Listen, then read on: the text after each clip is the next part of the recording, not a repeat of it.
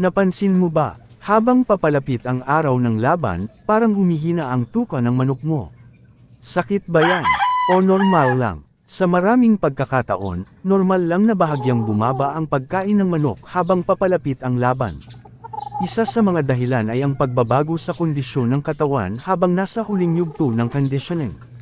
Kapag mas alerto at mas aktibo ang manok, maaari ring magbago ang gana nito sa pagkain.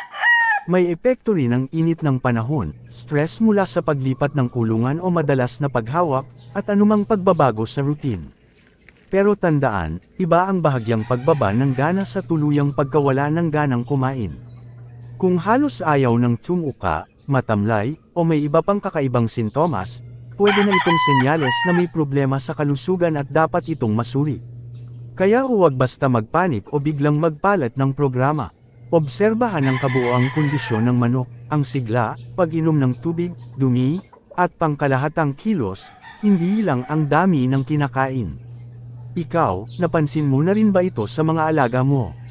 Ano ang ginagawa mo kapag humihina ang tuka bago ang laban?